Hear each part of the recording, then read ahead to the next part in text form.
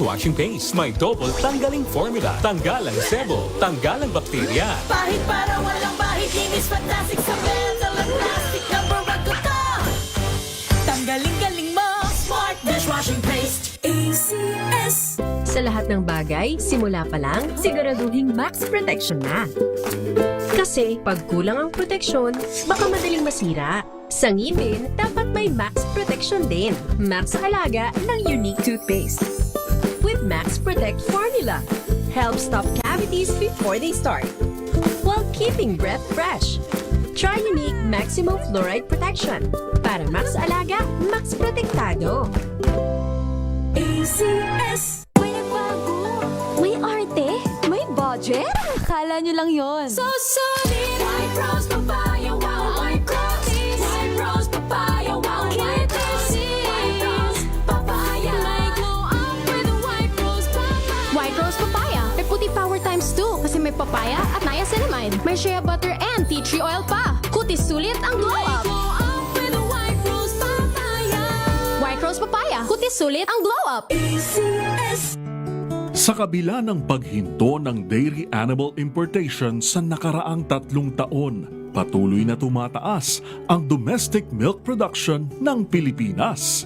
Ayon sa Department of Agriculture, ito'y patunay lamang ng mga epektibong dairy development programs ng pamahalaan para sa inaasam na 5% milk sufficiency sa taong 2028. Ngayong Sabado, tutukan ang iba't ibang hakbang ng gobyerno para pataasin ang milk production ng bansa, pati na rin ang mga suportang ibinibigay sa dairy farmers. Dito lang yan sa Masagana Pinas sa DZRH.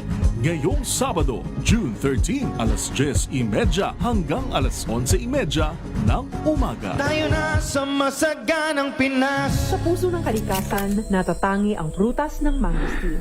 Ito ay nagtataglay ng antioxidant compounds na alpha, beta at gamma mangosteen. Ang MX3 capsule ay isang food supplement na gawa sa natural na mangosteen. Ito ay tested and proven to help avoid knee joint pain discomfort para iwas-iwas sa sakit with long-term supplementation 2 capsules daily. MX3 capsule. Tunay, natural at original. Mahalagang paalala, ang MX3 capsule ay hindi gamot at hindi dapat gamitin panggamot sa anumang uri ng sakit.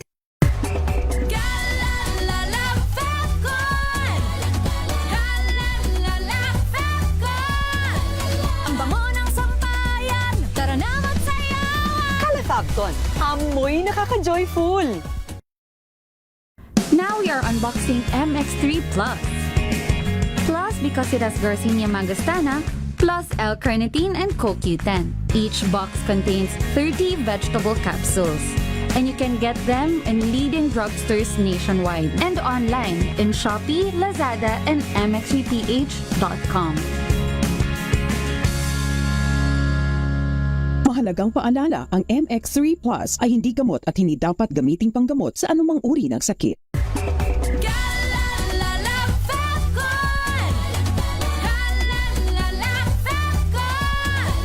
Ang bango ng sampayan. Tara na magsayawan. Calafabton, amoy nakaka-joyful.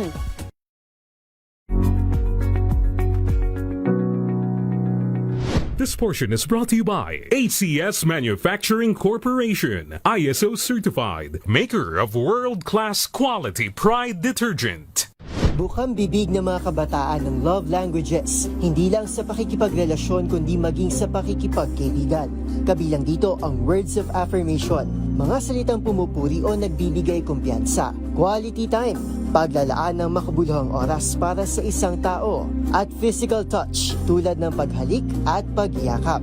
Gayon din ang acts of service o pagsisilbi sa iba at receiving gifts o pagkaramdam ng pagmamahal sa tuwing makatatanggap ng regalo. So yung research behind sa love language actually medyo mixed siya.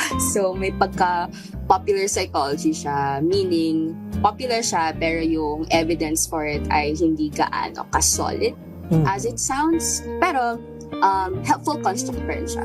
So I think it's still something na magsistay sa mga tao kasi it's a way for people to talk about relationships na madaling intindihin. They're a method of saying your needs and your wants. kaya siya nagiging helpful. So pag pinapag-usapan natin kung paano pa nade-develop yung mga gusto ng mga tao sa relationships, it's a mix of kung saan tayo nasanay at kung ano yung kailangan pa natin. Ayon kay Alicia Serrano, isang relationship coach, ang love language ay nagiging learned behaviors. Depende sa kinalakihang environment ng isang tao. Sa katunayan, karaniwan itong nagiging pamantayan ng marami sa panunuyo sa isang potential romantic interest. Being able to show your partner na ganito ako mag-express ng love, tapos naiintindihan ko rin na ito yung gusto mo, ito yung love language mo. I think being able to meet in the middle is the ideal situation. Paglilinaw pa nito, hindi problema na magkaiba ang love language ng isang magkarelasyon. Basta't pag-uusapan nila ang kanilang pagkakaiba at kung paano nila ito mararamdaman at maipaparamdam sa kanilang partner. This portion is brought to you by ACS Manufacturing Corporation, ISO certified, maker of world-class quality Pride detergent.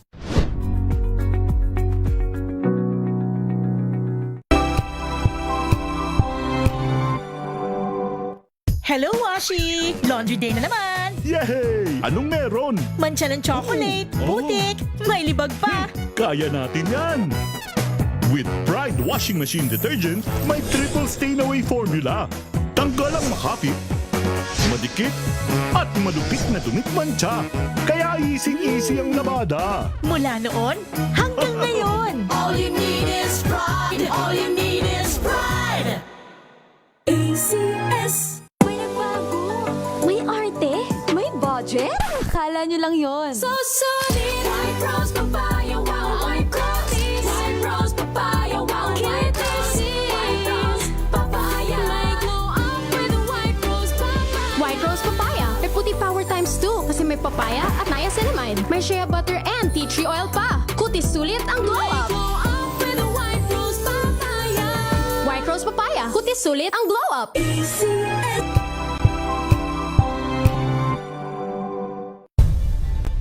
Nagsimula sa pangarap hanggang sa maabot ang tagumpay. Iba't ibang kwento, iba't ibang mukha ng atletang Pilipino.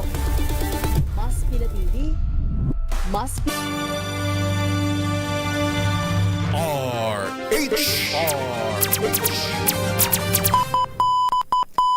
Pilipinas, oras natin na 10:24 ng umaga.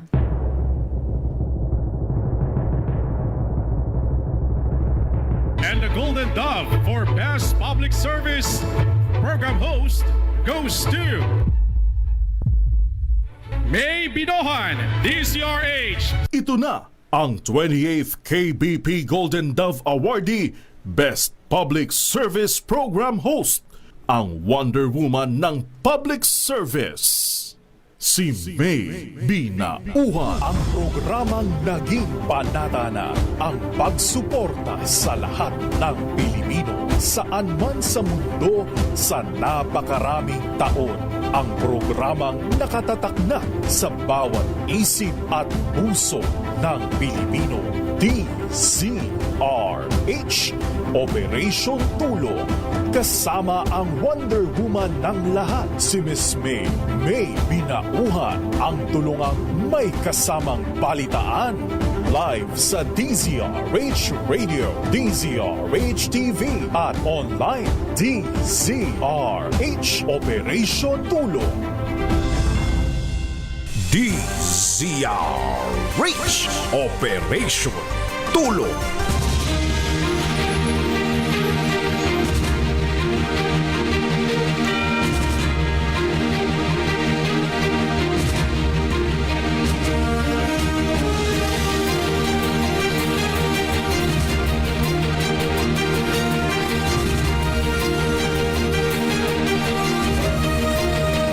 Good morning!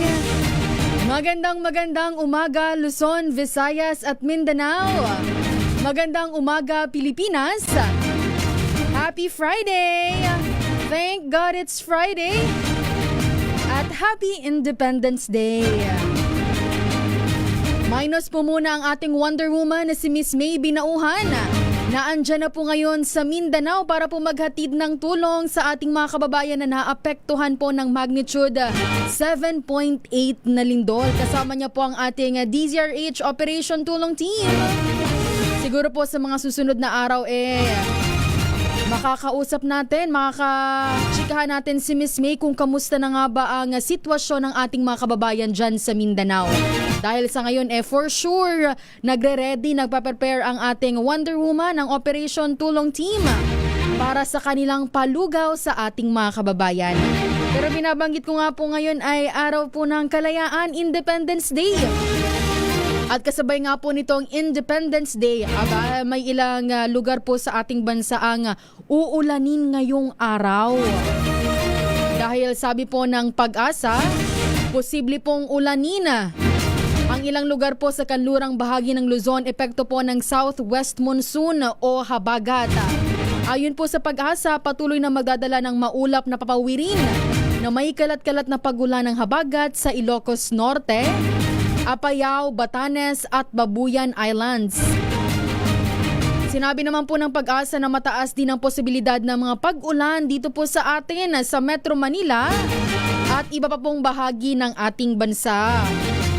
Dahil dito, asahan ang bahagyang pagbaba ng temperatura sa western side ng Luzon mula 26 hanggang 31 degrees Celsius. Ito po ay sa Lawag at 17 to 24 degrees Celsius naman sa Baguio City, 24 to 32 degrees sa Tagaytay City, 26 to 30 degrees Celsius dyan po sa Puerto Princesa at 27 to 34 degrees Celsius dito po sa Metro Manila. Ang Tuguegarao City at Legazpi po sa eastern side ng Luzon ay makakaranas naman ng mainit na panahon na abot po sa 27 degrees Celsius to 35 degrees Celsius. Asahan naman ng mainit na panahon sa ilang bahagi ng Visayas at Mindanao na naglalaro po sa 25 hanggang 34 degrees Celsius. Yan po sa ating mga kababayan. Dito po sa Metro Manila at sa mga nabanggit pa pong lugar, may ilan po na uulanin ngayong araw. Epekto nga po yan ng southwest monsoon o habagat. Bukod po dito sa ulan na ating pong binabantayan ngayong araw, nag-anunsyo po ang Metro Manila o Metropolitan Manila Development Authority o MMDA na mga pansamantalang pong pagsasara sa pangunahing kalsada ngayong araw po yan. Kaugnay po ng isasagawang Manila Marathon, nalalahukan po ng 25,000 na runners. Makinig po kayo dahil po ayon sa MMDA, gagamitin ang 42 kilometers marathon ng EDSA Avenue bilang pangunahing ruta mula po sa SM Mall of Asia sa Pasay hanggang sa SM North EDSA sa Quezon City. Kabilang sa mga maapektuhang lugar ang Macapagal Boulevard, Rojas Boulevard, Taft Avenue, EDSA Tramo Magallanes Interchange, Ayala, Buendia, Estrella at Ortigas. Isasa rin po ang ilang U-turn slots sa FB Harrison sa Pasay at EDSA Boni Serrano malapit po sa Camp Crame. Gayunman, sinabi po ng MMDA ni MMDA Chairman Don Artes na segment by segment ang pagsasara nito pong mga nabanggit na kalsada at agad po itong bubuksan kapag nakalampas na ang mga runners sa bawat bahagi ng ruta. Magsisimula po ang road closures alas 11:30. Mamayang gabi po yan at tatagal hanggang 7:30 ng umaga kinabukasan. Ulitin ko po kabilang po sa mga maapektuhang lugar. Ito pong Macapagal Boulevard, Rojas Boulevard, Taft Avenue, EDSA Tramo Magallanes Interchange, Ayala, Buendia, Estrella at Ortigas. Isasa rin po ang ilang U-turn slots sa FB Harrison. Ito po ay sa Pasay at EDSA Boni Serrano malapit po sa Camp Crame. Isasara po yan mamaya po simula po 11:30 ng gabi hanggang 7:30 po ng umaga araw po ng Sabado. Diba? Sa mga kababayan natin sa mga nakikinig po at nanonood dyan, nabanggit ko na po ang mga isasarang kalsada ngayong araw hanggang bukas po yan. Kaya naman po kailangan natin ng mga alternative na ruta para naman hindi po tayo maabala sa ating mga lakad mamayang gabi at bukas po yan. Pero bukod po sa mga binabanggit natin, ngayong araw po ay syempre hindi po mawawala ang ating pasyente, ang ating pong tutulungan ngayong araw. Ang ating pong pasyente ay si Mama Elena Estrada. Siya po ay taga Pasig City at meron po siyang chronic kidney disease stage 5 at secondary nephropathy. Mamaya po makakausap po natin si Ma'am Elena Aquino Estrada. Sa atin po yung pagbabalik, Pilipinas ang oras at 10:32 ng umaga. Ang oras na yan.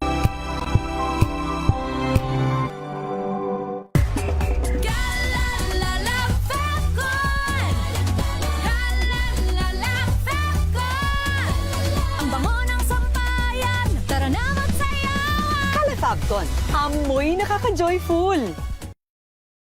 Here are top 3 reasons why you should get your hands on MX3 capsule.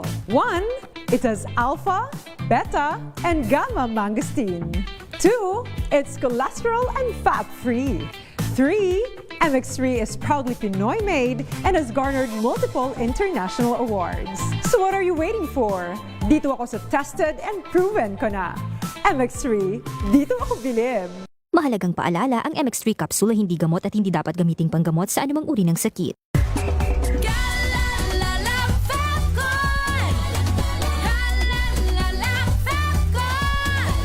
Ang bango ng sampayan, tara na magsayawan. Calefabcon, amoy nakaka-joyful. Wow, ang saya.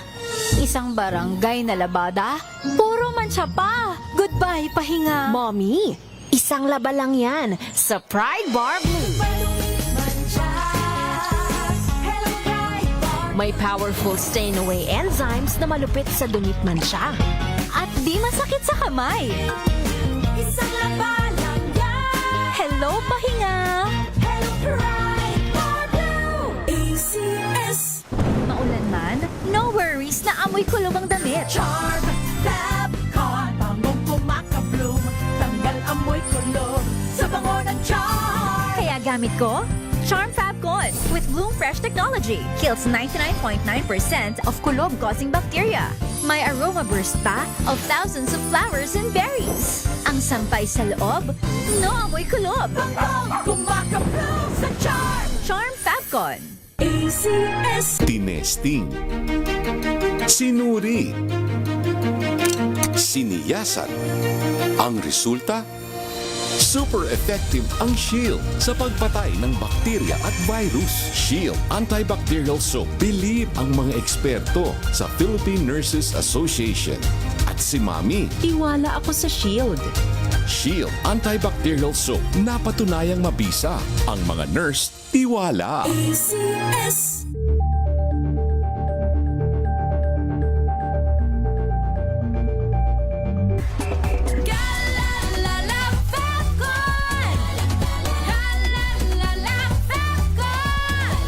Ang bango ng sampayan, tara na magsayawan. Calefabcon, amoy nakaka-joyful.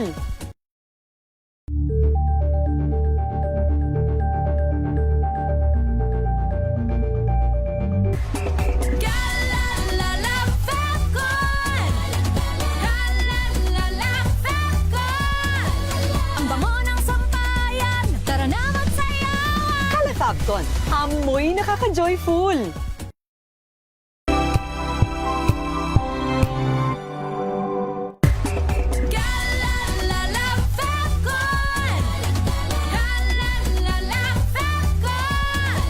Ang bango ng sampayan, tara na magsayawan. Calefabcon, amoy nakaka-joyful.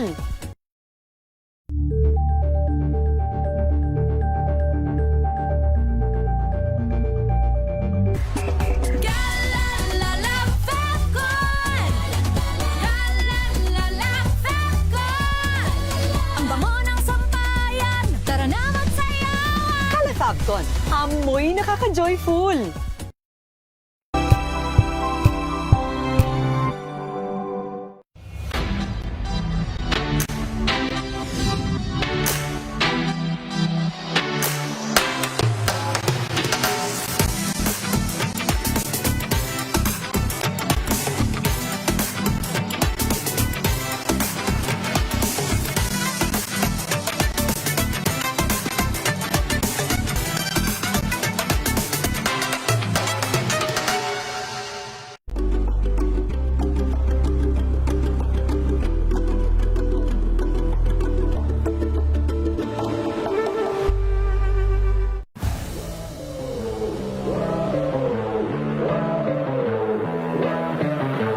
this will be a very important championship for us because this would be the first international Sambo event to be hosted in the Philippines. I also want to make this hosting for the championship success and a very good experience for everyone.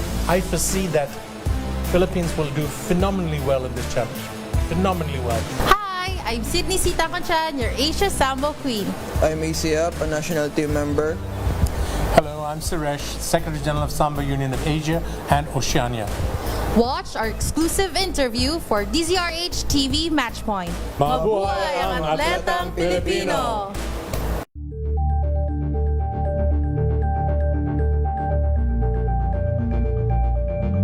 Maagang balitaan, maagang usapan sa mga issue at balita kasama si Kuya Angelo Palmones sa Magandang Umaga Pilipinas mula Lunes hanggang Biyernes.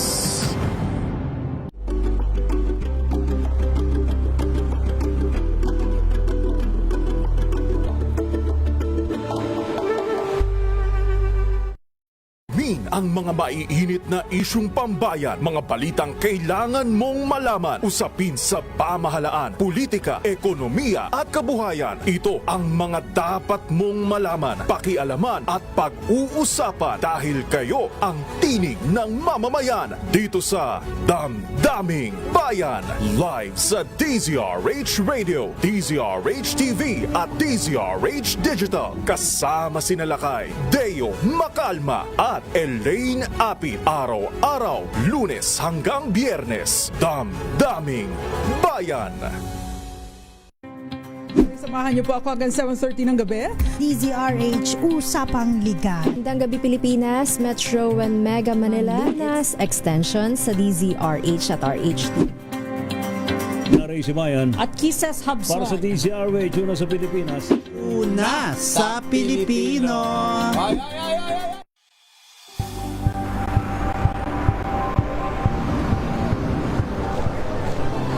Ating mga eksperto. Dito lang, Expert Opinion. Ito ang The Better News. TNVS.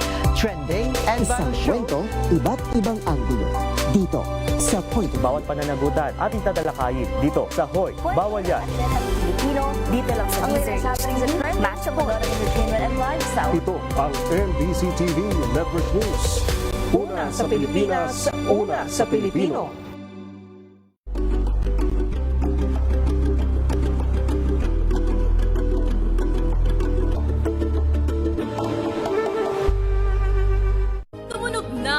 Gandingan para sa kalikasan.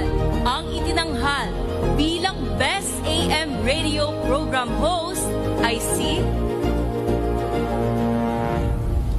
Cesar Chavez para sa special on Saturday ng DZRH.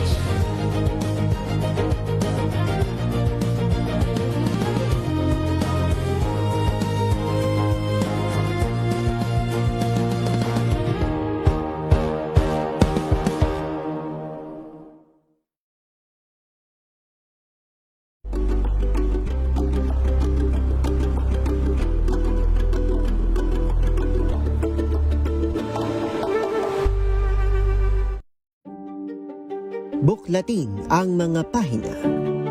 Pakinggan ang boses ng lipunan.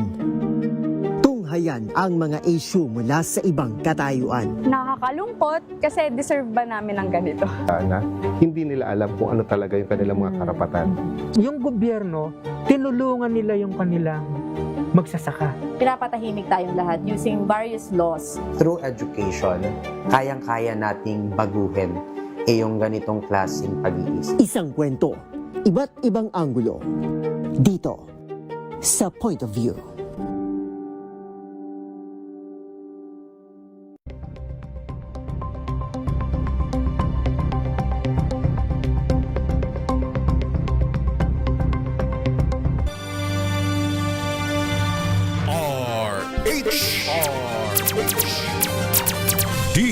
DZRH Operation Tulong.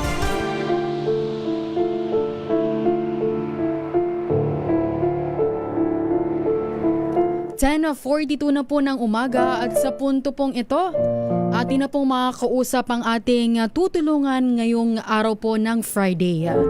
Walang iba po kundi si Ma'am Elena Aquino Estrada, 55 years old at mula po dyan sa Pasig City. Noong February 2020 daw po, nakaramdam si Ma'am Elena ng hirap sa paghinga. At siya din daw po ay namanas kaya po nagpa-check up at na-diagnose po siya na mayroon pong chronic kidney disease stage 5. At kailangan daw po siyang ma-admit noong 2020 po ito at early dialysis dahil 10% na lang umano ang gumagana sa kanyang kidney.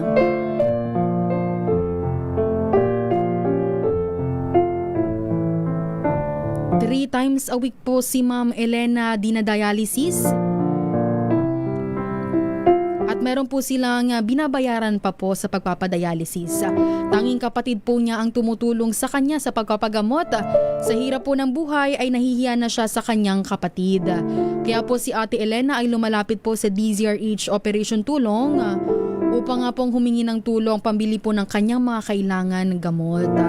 Nasa kabilang linya na po natin si Ma'am Elena Estrada. Magandang umaga po, Ma'am Elena.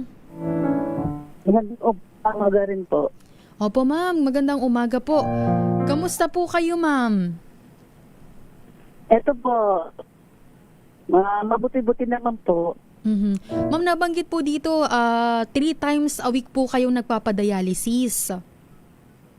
Opo. Saan po kayo, Ma'am, nagpapadialysis? Dito sa Cura, sa Ayala, Pilis. Ma'am, wala po ba kayo, matanong ko na lang, Ma'am, wala po ba kayong asawa, anak po? Wala po. Kaya, Ma'am, meron po akong kapartner. Ko po. Partner. Kaya, Ma'am, ang katulong mo ngayon, Ma'am, yung inyong kapatid, tapos yung partner nyo po. Opo. Dati siya po nag-alakad. Dati, Ma'am, ano po ba ang inyong trabaho? Dati po, software po ako sa isang factory. Yun, hindi ko na malayan na inamalat na ako kasi nakakalimutan ako uminom ng tubig. Puro soft drinks, hanggang na diabetic. Yun. Tapos yung nagpa-check up po ako in 2020 po, manas na po ako. Ang sabi po, hindi na po ako pinauwi. Kailangan ko daw dialysis sa leeg, na dialysis. Kaya nung gabi po, nung sinugod po ako, ng mga February 10 po yon. Tapos kinagabihan, binutasan na po ako sa leeg. 9 na araw din po ako sa labor. 9 na araw. Tama, Ma'am. Simula 2020, kayo po yung nagpapadialysis na. So, 6 na taon na po. Mag-6 na taon. 6 na taon na po. 6 na taon na. Nung February. Noong February. Kamusta, Ma'am? Siyempre, ang pagpapadialysis ay hindi rin po biro. Siyempre, may nalalabas kayong pera. Kamusta po, Ma'am? Paano po natin ito nalalampasan? Yun po. Minsan, hindi na nga lang po ako kumakain. Sabi ng nurse, hindi ka pwede. Baka kailangan meron kakakainin. Oo, talaga, Ma'am. Dapat. Ayun. Minsan po, binili lang po kami ng tinapay. Tinapay, Ma'am. Tapos, nagpapadialysis pa kayo every week. Mawawalan kayo ng energy. Dapat kumakain ho kayo, Ma'am. Kaya po minsan po, tagabi, pag may natirang pagkain, binabaong ko po papunta doon sa dialysis. Ano po kayo, Ma'am, nagpapadialysis? Tuesday, Thursday, tsaka Saturday. Tuesday, Thursday, at Saturday. TTHS. Opo. Opo, Ma'am. Tapos, nabanggit na rin po dito kanina na pagka nagpapadialysis kayo, kahit papano ay may mga binabayaran pa rin. Ito po ba yung mga laboratory na kailangan? Opo. Opo, merong sa hepatitis, sa MR din. Kalimutan ko na kung tawag dun. Yun po, meron din. Magkano po yun? Yung sa HEPA, 1.7. Yung sa, isa, 1.4. Nagpaano pa ako nung MRR ba yun? MRI po, ma'am. Opo, yun. Ngayon, di pa ako nagbabayad sa buwan na. Wala naman po. Hindi naman po ako kinukulit nung sa dialysis kasi alam nilang wala akong pinagkukunan. Hindi mabait po yung inyong pinapadialisisan kasi ganyan po na iintindihan kayo. Pero nanay, magkano po ba ang inaabot po ng inyong ginagasto sa halimbawa po yung gamot nyo, mga binibili nyo pong gamot, maintenance? Maintenance ko po, pagka may pera, isa po yung mga, siguro naaawa yung mga kapitbahay ko kasi nung tumatambay ako sa labas, naabutan po ako. Ang isang buwan po, kung bibili ko po yung gamot, nasa 6,000. Magkano na? 13,000 nanay, 13. Opo. Yan po ay pang isang buwan na, pang isang buwan. Opo. Yan lang po ang inyong maintenance na ininom. Opo. Maintenance po. Yung wala na po. Maiba ako nanay, kayo po ba ay miyembro na po ng YAKA program ng PhilHealth? Hindi po. Ayun, pero meron po PhilHealth, meron po ako. Pero meron po kayong PhilHealth, pero di pa po kayo nakakapagparehistro sa YAKA program. Opo nanay, baka pwede natin itong pakisuyo sa inyong partner na baka mailakad itong YAKA program kasi maganda po ang YAKA program ng PhilHealth. Meron pong mga benefits na pwede nyo pong magamit. Pag sasabihin ko po. Apo. Alam ko nanay, pwede po magparehistro nito sa malapit pong ospital sa inyo. Kung hindi sa ospital, pwede po kayong magtanong nanay sa barangay hall. Opo. Yan. Sige po. Tatanong ko po. Kung merong parehistruhan. At nabanggit nyo kanina nanay yung mga kapitbahay nyo. Ilan sa mga kapitbahay nyo ay kahit papano ay nag-aabot naman. Ibig sabihin nito nanay, isa ho kayong mabuting tao. Kasi kahit papano, yung mga kapitbahay nyo ay tinutulungan kayo. Opo. Sige po nanay. Nasa inyo pong pagkakataon para po manawagan po sa ating mga kababayan. Sige po. Magandang araw po sa lahat ng tagapakinig ng DZRH. Ako po si Elena Estrada, 54 years old, isa pong bagong dialysis patient.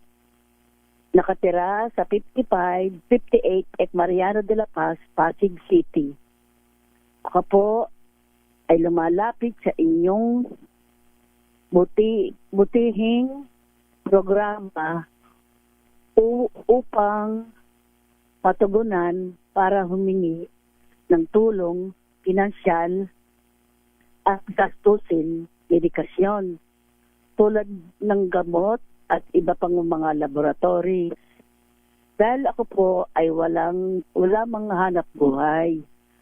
Ang nagbibigay po lang sa akin ay yung kapatid ko po, meron din pong siyang tinutulong kapatid na meron din pong maintenance na iniinom. Lubos akong nagpapasalamat sa inyong programa sa magbibigay ng tulong sa mga nangangailangan. Marami pong salamat. Ayan po, sa ating mga may mabubuting pusong kababayan, napakinggan niyo po ang panawagan po ni Ma'am Elena Estrada mula po sa Pasig City. Siya po ay na-diagnose ng chronic kidney disease stage 5.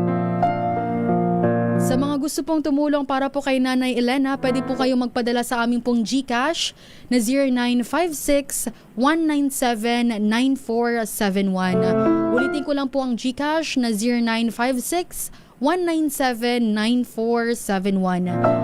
Pakilagay na lang po dyan. Pwede po kayong maglagay ng note na ito po ay para kay Nanay Elena Estrada, E-L-E-N-E at Estrada po ang kanyang apelido. Kaunting tulong po, anumang halaga niyan, maliit man o malaki, malaking bagay na po yan para kay Nanay Elena Estrada. Pero pansamantala po Nanay Elena, tanggapin niyo po muna ang ibibigay po ng ating regular donor. Mula po kay Senator Lito Lapid, bibigyan po kayo ng 2,000 pesos. Maraming salamat po, Senator Lito Lapid, dahil naibigay niyong tulong sa akin. Ayun. At syempre po nanay, dadagdagan po natin yan mula po sa MG Forex. 3,000 pesos din po sa ating regular dollar din dito. Kaibigan po nila kay Deo Macalma, si Michael Guy. Maraming salamat po. Sige po Nanay Elena, pasalamat po kayo. Maraming pong salamat sa nagbigay po sa akin ng tulong. Malaking bagay na po iyan para sa akin. Maraming salamat po. Salamat po, ma'am. Sa DZRH, maraming salamat po. Yun na. Nanay Elena, palakas po kayo ha. Pagaling po kayo. Labanan po natin itong CKD. Sige po Nanay Elena, mag-ingat po kayo ha. Huwag niyo pong ibababa ang telepono. Kakausapin po kayo ng ating staff. Maraming salamat po Nanay Elena. Ingat po kayo. Yan po ang nakausap po natin ngayong umaga, si Nanay Elena Estrada mula po dyan sa Pasig City. Muli po maraming salamat po sa ating regular donor, Senator Lito Lapid at MG Forex. Maraming salamat po. Tayo po muna maghanap buhay. Pilipinas ang oras, 10:53 ng umaga.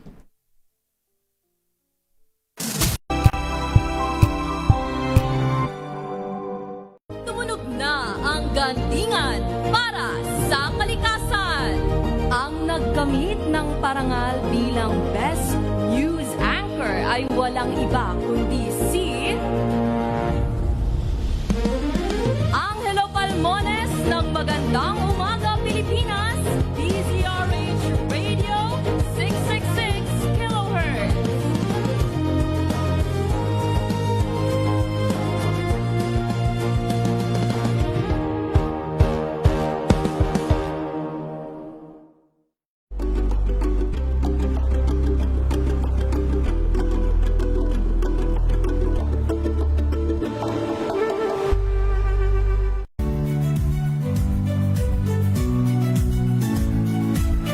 Magandang araw mga kaibigan. Ito po ang inyong balerina ng bayan, si Lisa Macuja Elizalde, na nag-aanyaya sa inyong samahan kami at ang aming mga espesyal na panauhin para sa kalahating oras ng masayang kwentuhan sa aming programang Art to Art, kung saan ang usapang sining at kultura ay para sa lahat. Huwag kaliligtaan, tuwing linggo, 3:30 ng hapon, dito lamang sa DZRH Radio, DZRH TV, at via online streaming.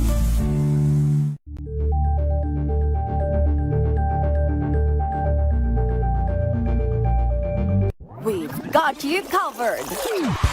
From the hottest hits, exclusive interviews, Kilig to the Bones fan meet experience, and hataw performances of your favorite stars.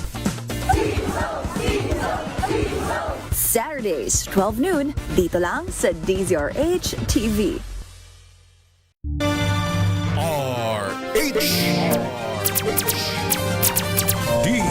DZRH Operation Tulong.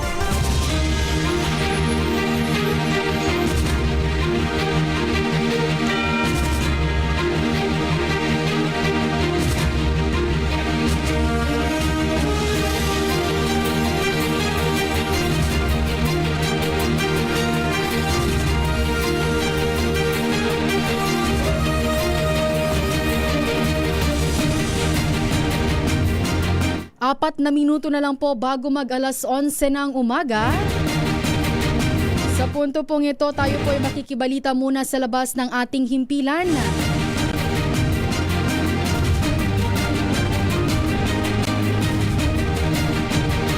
Si Defense Secretary Teodoro hindi patitinag sa bana ipinataw ng China. At ang DFA naman po umalma. Detalye sa report ni RH52 Edniel Parosa. Edniel? Tuloy lang si Defense Secretary Guibo Teodoro sa pagtaguyod ng seguridad ng bansa sa kabila ng pagban ng China sa kanya at kanyang pamilya dahil sa umano'y mga pahayag niya laban sa naturang bansa. Ayon sa kalihim, karapatan ng China ay tinataw na pagbabawal sa kanyang makatungtong o makipagtransaksyon sa kanilang teritoryo. Pero tinawag ito ni Chidoro bilang isang kasamaan. Nagawain din daw talaga ng China sa mga pumupunas sa kanilang anyay kasinungalingan. Una natin tinanong sa DND chief ang hatol na ito ng Chinese government na nag-leak na noong nakaraang mga linggo. Pero sa panayam nitong June 3, tinawanan lamang ito ni Chidoro at sinabing wala siyang asset sa China at wala rin naman talaga siyang balak magpunta roon. Aminado naman siya ang isa itong lost opportunity dahil mayaman ang kultura, mababait ang tao at masarap ang pagkain sa nabanggit na bansa. Pero dahil umano sa asal ng gobyerno ng People's Republic of China, sabi ng DND Secretary, wag na lang. Samantala, sa kabila ng kapang napahayag na yan ni Chidoro, umaral naman ang Department of Foreign Affairs. Sa ambush interview dito sa pinaglabanan Shrine, lungsod ng San Juan, ngayong ika-128 anibersaryo ng Araw ng Kalayaan, iginit ni DFA Secretary Maria Teresa Lazaro na hindi naman nagpapataw ng ganitong sanksyon ng Pilipinas kahit ano pang kasalanan ng kabilang lahi. Susubukan pa rin ng Lazaro at ng DFA ang makipagdiskurso sa Chinese authorities upang maayos ang naturang usapin. Ako si Edniel Parrosa, nag-uulat para sa DZRH. Una sa Pilipinas, una sa Pilipino. Maraming salamat, Edniel Parrosa. Samantala, dumako naman tayo sa Senado. Makibalita tayo dyan. Kamusta dyan, Giselle Ricafort? Lalo na ngayong araw ng kalayaan, RH15, Giselle Ricafort. Yan, babalikan natin yan. Pero bago ang report ni Giselle, batiin ko muna ng happy graduation kay Christine Joy Carrascal Decano. Siya po'y nag-graduate sa SSU ng Engineering Technology. Hello! Congratulations, Christine Joy! Balikan natin ang report ni RH15 Giselle Ricafort. Sitwasyon dyan sa labas ng Senado ngayong araw ng kalayaan. Detalye sa report, RH15 Giselle Ricafort. Wina, dumating yung motorcade ng mga taga-suporta ng mga Duterte dito sa labas ng Senado. Tinangka nilang makalusot sa northbound lane ng Jokno Boulevard na merong barikada ng mga barbed wire. Pero mabilis silang naharangan ng mahigit 1,000 na mga pulis sa labas ng kapulungan. Dumating din dito si NCRPO Director Major General Anthony Abirin at direktiba niya sa kanyang mga tauhan, ipatupad pa rin yung maximum tolerance. Tinanong DZRH News kung may namomonitor o validated na ba silang intel o report tungkol doon naman sa security threat na binabanggit at least dito sa labas ng Senado. Narito ang tugon ni NCRPO Director Major General Anthony Abirin. Tuloy po yung monitoring natin sa mga sinasabing security threat and of course marami kaming nababasa sa social media about nag-circulate nga po na report about it and because of that we have enhanced our security po sa labas. Pero sir, meron o wala na monitor dito sa labas? Tuloy-tuloy yung pagmomonitor natin. Of course, araw-araw may mga lumalabas naman po na threat. And kagaya ng nasabi ko kanina, tuloy-tuloy yung monitoring natin.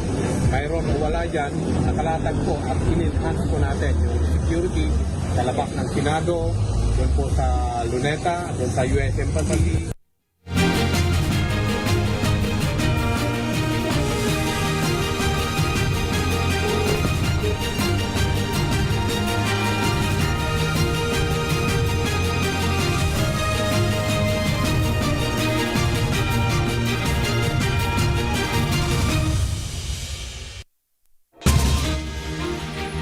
Giselle, go ahead, Giselle. Wina, payapa pa naman yung sitwasyon dito ngayon sa labas ng Senado. Yung mga tents na pinabaklas kahapon ng lokal na pamahalaan ng Pasay City, nakabalik na ngayon yan. Inassemble na muli noong mga taga-suporta ng dating Pangulong Rodrigo Duterte. Pero ang binabanggit nga nila kanina, misunderstanding lang daw yung nangyari kahapon sapagkat pinayagan naman daw sila na mag-assemble ng tents dito kapag magsisimula na yung kanilang programa. Mamaya, pagkatapos ng o after lunch ito, yung binabanggit dito ng mga taga-suporta ng mga Duterte, merong malakihan na pagtitipon dito sa grupo kaya naka-alerto na rin yung hanay mahigit 1,000 na kapulisan mula sa National Capital Region Police Office. Napakinggan na ba, Wina, na i-play na natin yung bahagi nung panayam kay NCRPO Director Major General Anthony Abirin. Iyan muna yung latest mula dito sa labas ng Senado. Ito si Giselle Ricafort para sa DZRH, una sa Pilipinas, una sa Pilipino. DZRH Operation Tulong. Maraming salamat RH15 Giselle Ricafort. At sa pamamagitan po ng report na yan, dito na po nagtatapos ang ating halos 1 oras na paghahatid ng tulong at serbisyo sa ating mga kababayan. Na mayroon pong konting balitaan sa pangalan pa rin po ng ating Wonder Woman, Miss May Binauhan. Ito po si Wina Perlasoro para sa DZRH. Una sa Pilipinas, una sa Pilipino. Pilipinas ang oras, 11:03 ng umaga.